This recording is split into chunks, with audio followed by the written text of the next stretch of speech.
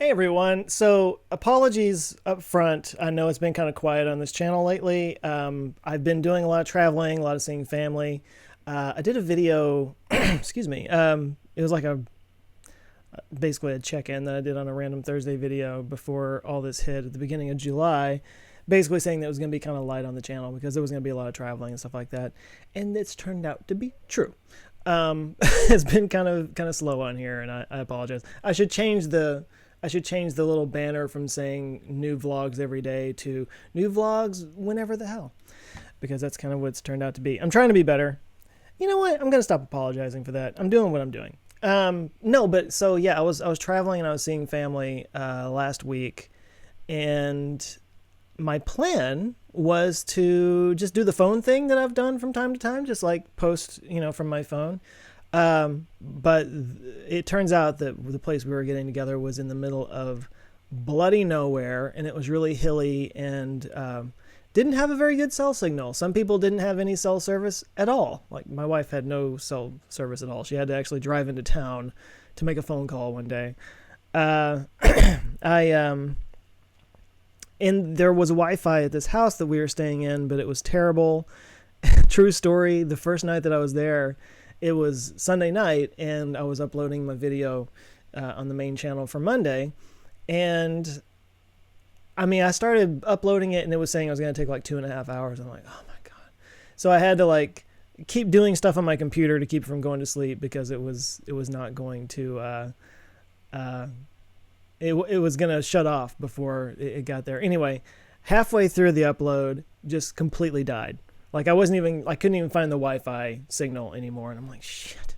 Anyway, long story short, I woke up the next morning and found out that somebody had unplugged the router, which I had to find. And it was like underneath a cabinet between two bunk beds in a room. Anyway, somebody had unplugged it so that they could plug in a fan. And that's basically what the entire trip was like. So, and even when, like I said, even when it was working, it was super slow. So anyway, it didn't work out. But I'm back and I'm here and I have some news. I want to do a little update on the whole car thing, the Model 3 situation. I've got some new information and it's good. On Friday, this last Friday, I got a call from Tesla. Now, I thought it was a scam at first because I was not expecting to hear anything until at least September. And here we are in the middle of July and Tesla calls me. So I'm kind of doing one of these like, what? But then he left a message and he said, I'm going to send you an email. And the email came through and I clicked it. Anyway, it was real. And it said that my car was ready. So, I mean, the email said your Model 3 is ready. And I was like, ugh. So at this point, like I was not ready for this. I was totally just chilling out and expecting it to be a while. And so, I had to scramble to get the financing together and all that kind of stuff. And I'm going to kind of just give you a little update, or I'm going to try to break down exactly how this works for anybody who might be interested in getting a Tesla or who might be on the reservation list, who's just waiting. Here's what you can expect. That's what I'm trying to do here. So first of all, I live in Texas. And Texas has a rule, and I'm not sure exactly what the rule is, but it's kind of like a dealer-only state. That's not the right term for it, but the idea is that a car company can't sell directly to customers. They have to sell through a dealership, a third-party dealership. Why they do this, I'm sure, has to do with all kinds of politicking and lobbying and stuff like that. But anyway, that's the rule here in Texas. So Tesla has to do things differently here. You can still buy from them, but you can't.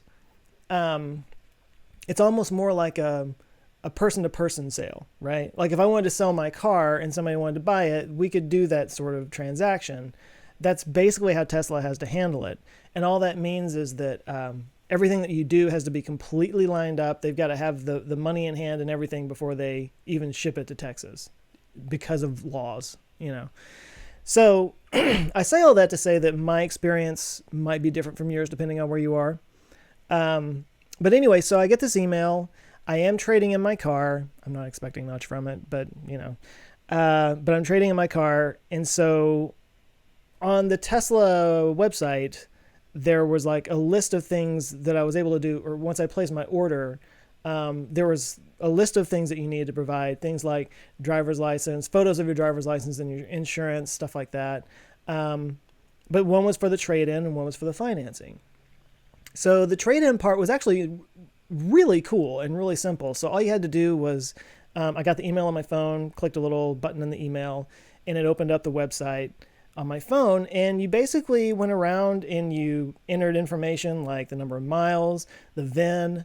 You had to take a photo of the front and the back and the side, detail any scratches or problems that it might have had, any accidents that you might have had. Anyway, you just filled in this information, took a picture of the registration and everything, and then you sent it in. And so now that it's in their hands, they will, and this is kind of where I am right now, they're going to make a determination of what they're going to offer for my car. Again, I'm not expecting much. I'll probably just take whatever. I don't care. But they'll make an offer on my car, and then once I agree to that, then they'll get all the numbers together and then contact my bank to get a check from them, basically a cashier's check or something, or maybe they'll work it out with the bank and make sure that it's all validated and everything, and then I bring in the check. I'm not entirely sure. We haven't gotten there yet. Anyway, long story short, so that was the trade-in side, which took no time at all. That was super simple. The financing side, because I was not ready at all, was I had to scramble to find some place that could pre-approve a loan. And getting pre-approval for the loan was not going to be a challenge. Thankfully, my credit's pretty good and my finances are in order for the most part. But anyway, no, I wanted to get a good rate, and I've worked with a credit union before, and I really enjoyed it. So I was actually going to go back to the credit union that I worked with before, but I actually couldn't. This is a long story. I will condense it down. Long story short, I used to work in downtown Dallas, and this was a credit union that focused on downtown Dallas. You had to live or work there. And since then, I've moved, and I thought I'd be grandfathered in because I still had an account there. Well, it turns out, I guess, after I finished paying off my car 8-9 years ago, whatever it was, I went ahead and canceled the account because I figured I don't need it anymore. So since I canceled the account, I wasn't able to use them, and I had to go find another credit union. It wasn't a problem. Anyway, found a credit union, got pre-approved. I sent the pre-approval to the Tesla guy just through email.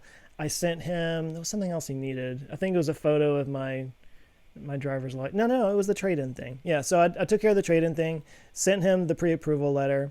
And I did notice today that it updated on the site that they have my financial information. That's all good to go. And now that's where I am. I'm waiting to hear what they're going to offer on the car. And once I approve of the offer, then they'll come up with a final number, which includes taxes and registration, title, and all that kind of stuff. And then I just decide how much I want to put down. I'm trying to get it down to a certain number, which includes, by the way, the reservation goes into it, so that was $1,000, and then to place the order, it was another $2,500 that I did, I guess last month. So I've already got $3,500 down on the car, plus my trade-in, and on top of that, whatever I feel like I can put down. So I'm trying to get it down to a certain number that I can finance. But anyway, that's where I am right now, and I was told that once the payment went through, or once they had confirmation of payment in hand, whatever the term is, it would be 14 days before delivery. So hopefully, I was told yesterday, I emailed the guy just to say, checking in, what are the next steps kind of thing. Do you have everything you need from me? And he said, as soon as they came up with a determination, it said it would be a couple days. On the trade-in, then the banks would talk to each other, and I don't know. I mean, I think he said it would be 2 or 3 days on that. I'm expecting at this point maybe early next week, everything should be wrapped up and good to go, and probably that 14-day countdown would start then. So I'm looking at probably early August before I get it. I could be surprised. No, I was definitely surprised already. So I'm excited. I'm really excited about it. Not really looking forward to the car payments, but I played around with the numbers and made sure that it all worked, and I think it works. So yeah, that's where things are right now. So good news. Obviously, I will be sharing videos about this.